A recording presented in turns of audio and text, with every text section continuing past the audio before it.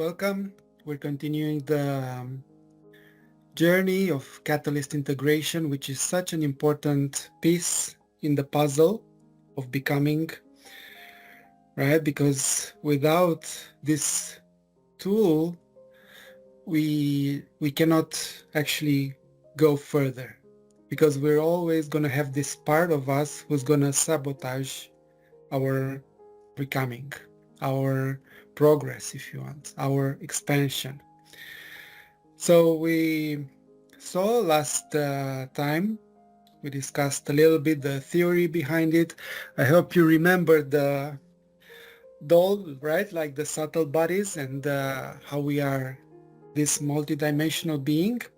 And we have this imprints in our being, both on the emotional, mental, energetic, physical bodies that actually are a powerful force in our lives and actually make us behave unconsciously, automatically, if we're not present, if we're not aware, and keep us actually in the matrix, in the karmic pattern, in the karmic timeline. So this process actually helps us regain our free will, right? Because if we are following just the patterns when these imprints are being triggered, right, like how we said last time, they create a vortex of energy and make us act based on that emotional reaction, like a robot, right? So vast majority of people, unfortunately, this is how they live their life. When we awaken, when we become aware of this, we regain our free will, and we have the chance in these moments, which sometimes might seem uncomfortable when this uh, energy is being triggered, but in those moments is the moments when we reclaim our freedom, right? So we're going to explore the alive method in more depth. Um, we spoke last time about the first two steps. Let me see. I have just a few slides just to make it more um, visible. I'm not gonna use them very much, but just a few moments to see so we can have the visual representation as well. Let's see if it's uploading. Okay.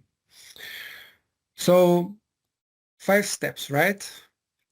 Uh, it's a powerful technique for inner alchemy and deep transformation. And in the first part, we spoke about the alchemical part, right? Which is the feeling part, like staying with the emotion that is coming up.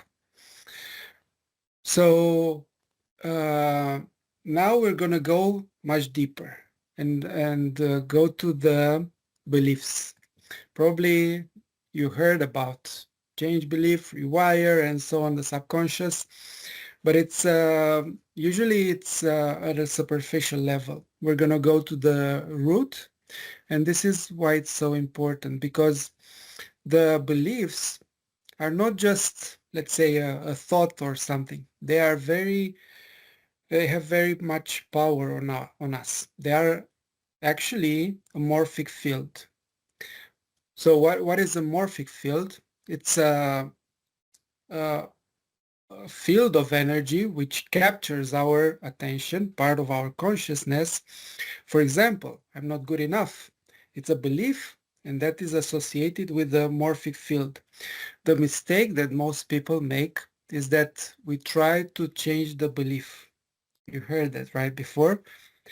Oh, change the belief.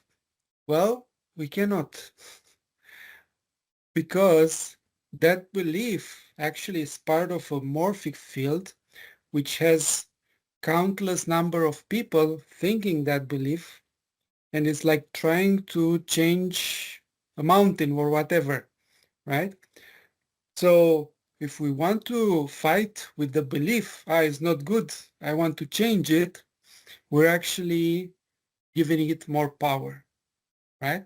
So what is the solution? The solution is to unhook from that belief, from that morphic field, to unhook our consciousness and hook to a different one, which is more supportive, which is um, more beneficial for our growth, which is more related to the higher truth. So this is what we're going to explore today. So the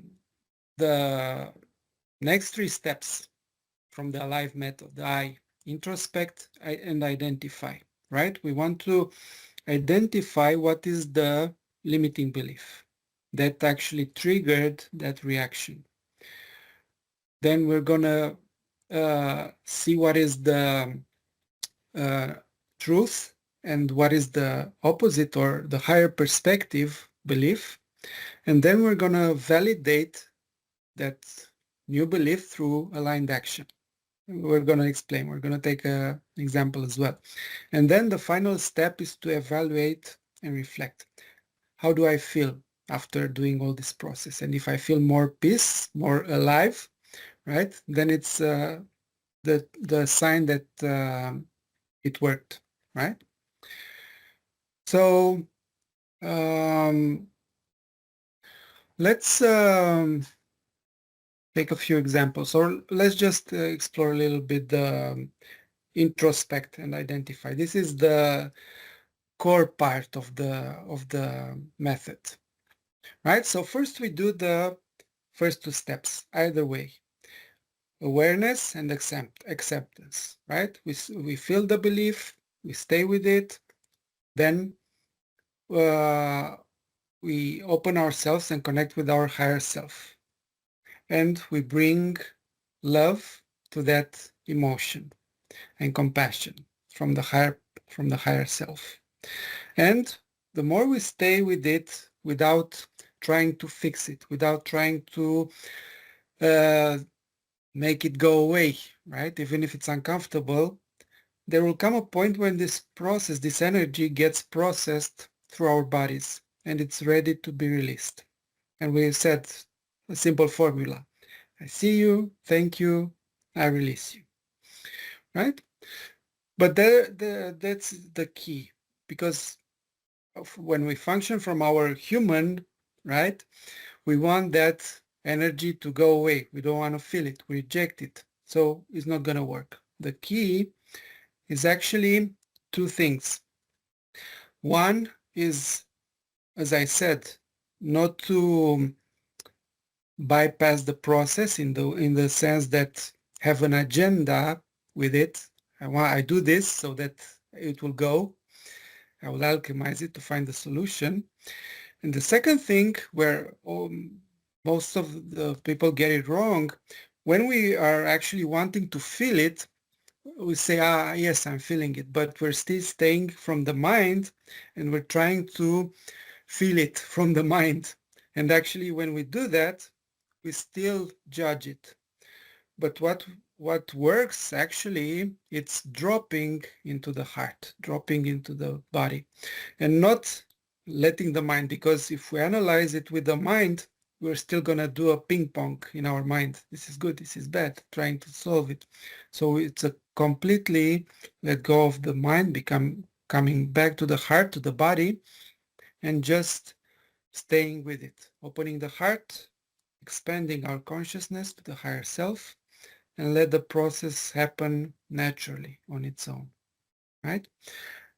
So then this we do with any reaction, even the ones that life brings us. That is not something that it's uh, an old pattern, right? Anything like happen all the time happen, like life is happening, and it's something normal. Like we said, somebody dies or we have a fight with somebody. Fine, it's our heart, our human experience can experience the highest highs, the lowest lows, and it's perfectly natural. But we still need to process this so it doesn't get stuck in our bodies, because then it's a problem. Then it accumulates and it gets stored and it influences us. But if we let it go, we process it, then we're done. But then there's the other part, which are the most frequent actually. The most reactions are coming not from what life brings us in the present moment, but it triggers an old memory, an old imprint from our energetic bodies, from our beliefs, right?